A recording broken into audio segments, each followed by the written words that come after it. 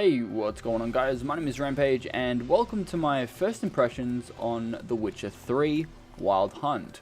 Now, I do want to mention that the performance is not really that great, and it is to the point where it is actually ridiculous, and apparently the developers are aware of this, but you know, after having what, 3-4 delays, you would have expected performance to actually be somewhat decent. Now, this is no different to what happened with The Witcher 2. Now, if you have perfect performance, that's congratulations to you. But for me, I don't. You know, I have a i5-2500K and a GTX 980. I should be able to run this fucking game at least high or ultra settings without anti-aliasing or even HBAO+. Now, HBAO Plus is absolutely fucking nothing, basically, to this game. Now, I don't know why the hell I just hit a save then, but anyway.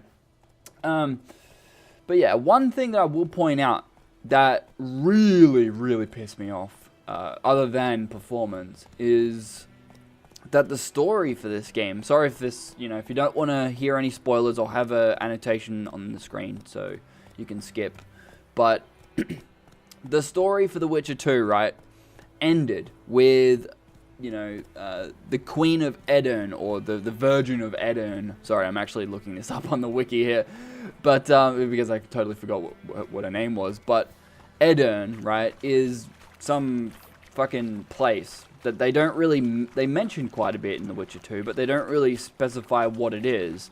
And that's something that I didn't really like in that game. But anyway, I'll get onto that later on, I suppose, but anyway, so Saskia, the Queen or Virgin of Edirne, had defeated Henselt, I believe his name was, in a battle between non-humans and humans. Saskia is human, but it was just sort of her town. She wanted to sort of keep safe and shit like that from other humans sort of taking over and sort of driving out all the non-humans, and that happened. Then, after, Saskia won, they ended up going to a place called Loch Muin, or something, to sort of discuss what Henselt had to do and sort of make his, abide by Saskia's demands and shit. So, yeah, that didn't really go to plan, right? There was, I don't know who invaded, I think it was the Flaming Rose, which we saw in the original game. If you haven't actually played The Witcher 1, they were basically some sort of human faction or human knight army faction type thing, right?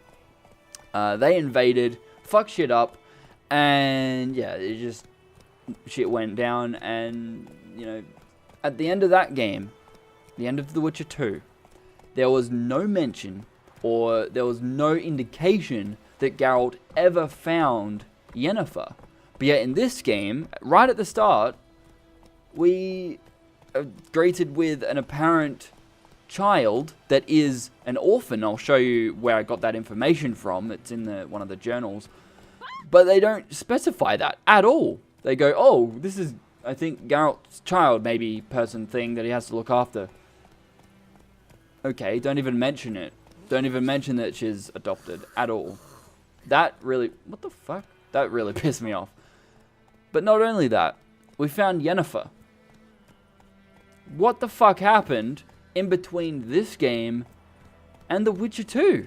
There is so much information that has not been even presented in this game, which, frankly, annoys me. Like, it's one thing to skip a complete story and create something different, but it's another thing to just blindly put us in this situation and then not actually fill in how anything happened before that. Like, I get it, you can have flashbacks, dream sets, and all that sort of stuff. That's fine. But I don't want to have to play through the entire game for Geralt to have these dreams about what happened beforehand. I don't want to do that shit. I really don't. I hate it when games do that, and it really pisses me off, obviously. So, just that out the way, it's not too bad thus far if you skip performance, visuals, and all that kind of stuff. Because the visuals aren't great in this game. They really aren't. And for some reason my controller just died for no apparent reason. But anyway. Yeah, the visuals aren't great. Now, I'll quickly show you what I'm actually running right now. Because I'm using a controller. Because keyboard and mouse, once again, is total fucked. And by fucked, I mean because the game stutters quite a bit.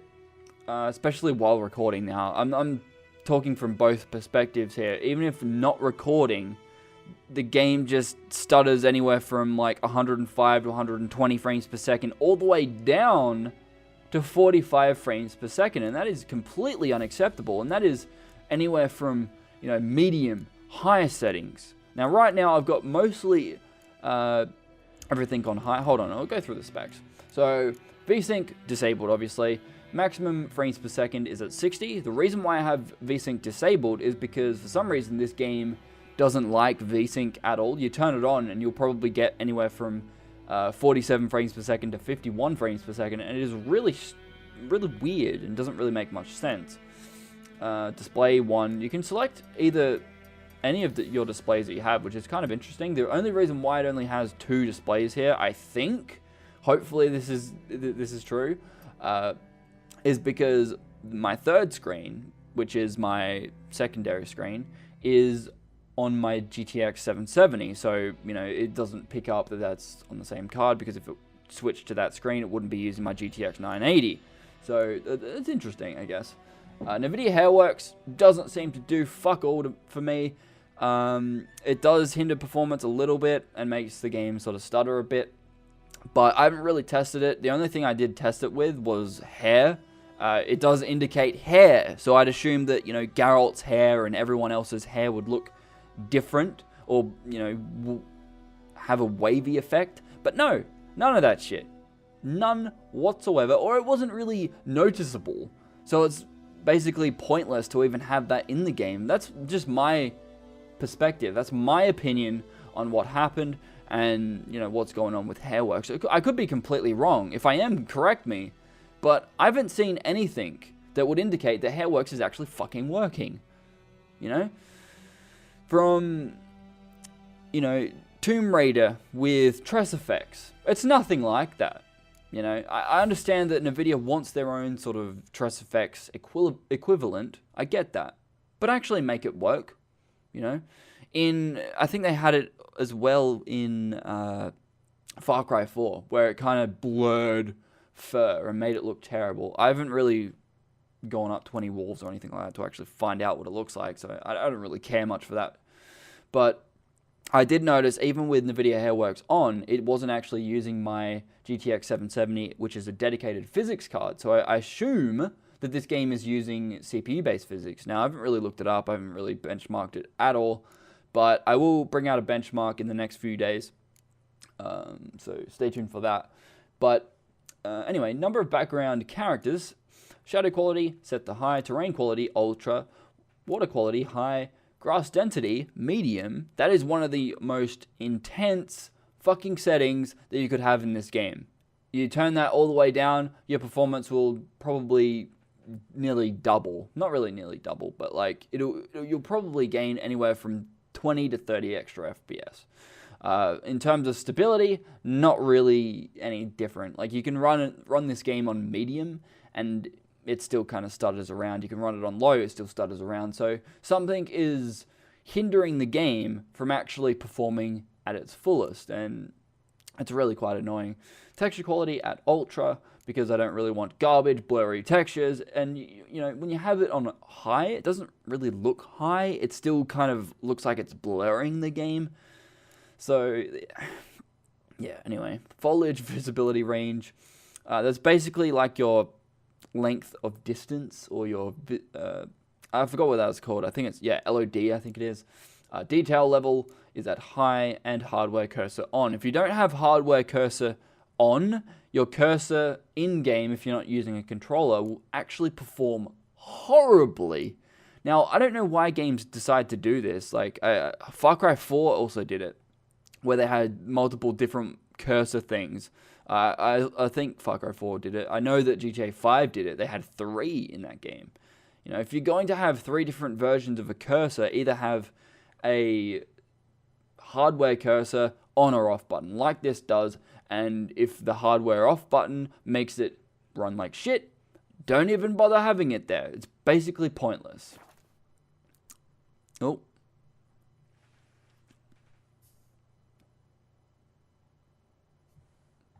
Wow. Really? Okay, so for some reason the game decided that it wanted to crash. But, alright, I made a thread on the CD Projekt RED forum, which sort of, I don't know, goes through some of the issues that I've experienced thus far in the game. And I'll go through a little bit of them, as well as some other people's issues as well. Broken character screen, not showing Geralt. Apparently there's supposed to be a Geralt skin here. But I'm not really sure what the hell this thing is supposed to be. Like, I'd assume, I don't know. It says place ability here to activate it. No fucking idea. World map. Another issue that I do have with the game is that if you place a custom marker, it doesn't show you where that custom marker is on the map. It basically sort of shows you the direction like it does now. It's sort of the green arrow, and then it tells me how far away I am from it, but it doesn't exactly tell me with the dot on the map where the custom marker is, which is a little bit of an annoyance for me. But anyway, trading items are worth next to nothing. When the item appears in the trader's inventory, it is worth plus 92% roughly of the original trade value. Now, in The Witcher, a lot of the time, traders are going to give you absolutely nothing for your items. But if I'm trading a sword for 8 crown dollars, or 8 orens, or whatever the hell you want to call them, and then the AI are going to sell it. What the fuck is happening here? Then the AI is going to sell it for like 130. You know, that's kind of bullshit, right? Now, there's already a mod that will actually help with this. I've currently got it on right now. It allows a 75% cut towards item trading, which isn't too bad. There's one that you can change and alter and stuff, but I didn't want to get that. I wanted to get the 75% one. But anyway, there's also unlocked frame rate causes the game to stutter within a range of 82 FPS to 42 FPS. Whilst panning or turning around quickly. This, yeah, as I said, this is with unlocked frame rates. With 60 frames per second, it's actually not too bad, but it's really quite irritating that I actually have to lock the game at 60 frames per second for it to actually perform well. GPU usage may be tied to this due to decreasing when the frame rate drops. VSync causes unstable frame rates around 47 to 51 frames per second. GPU overclocking causes the game to crash. Sirens not responding fast enough compared to The Witcher 2. Fall damage is way too much, and I can actually show you that if I jump on top of a house. Alright, fuck it. I have to actually run off the edge. For some reason the game keeps saving. I don't know why. Yep, there we go. Dead. That shouldn't kill me from that high up. Not gonna lie. But, anyway, there's also an issue with alt-tabbing if you have it in full screen. When you alt-tab back, sometimes the game actually doesn't respond. It sort of sounds like it's playing in the background, but it doesn't actually join the game again. It sort of just blank screens. It doesn't want to actually join. The next one is inability to grab high ledges. Apparently in one of the missions you have to grab a high ledge, but Geralt doesn't actually grab it, and you have to manipulate the area in order to actually get up there, which could be a considerable issue. Crash to desktop with no error messages, and a broken quest on Dairy of Darkness and fast travel broken. Now you can see all of these issues that I'm referring to in the description below. I'll leave my thread, but yeah, just after playing the game, I can get through the game looking not that great, right?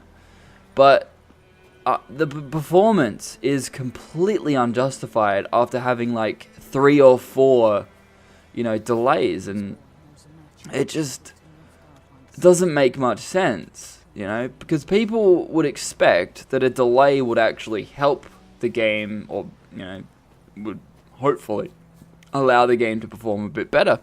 But in this case, no. It did absolutely nothing, or next to nothing to it. And the developer, CD Projekt RED, came out with a patch with 1.03 that implicated that performance improvements were made. But the game still stutters, it still performs like shit. It just doesn't make much sense, So hopefully, CD Projekt RED can actually fix this bullshit. And, I should probably show you sign intensity, hey? Or sign speed, I suppose. Because in this game, it's not really that fast. Like in The Witcher 2, you used to be able to spam it if you had enough vigor. In this one, nope. I have to be in combat as well, which is really annoying. Oh no, there we go. See? It actually comes back a lot faster.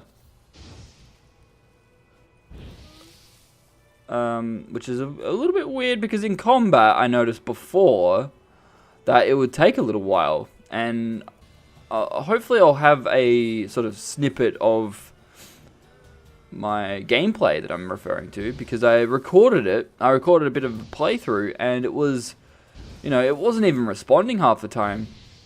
Like, I would use Igni, and it would take a few moments for it to actually come back. Now, I wonder if I can actually kill this guy. Really? I can't actually kill peasants. That's annoying. Well, yeah. That's basically my first impressions. Let me know what your first impressions are of the game, whether you like it or you dislike it, whether there's certain issues that you have with the game. Let me know in the comments below. But my name is Rampage. Please don't forget to rate, comment, and subscribe. I'll see you guys next time. Peace out.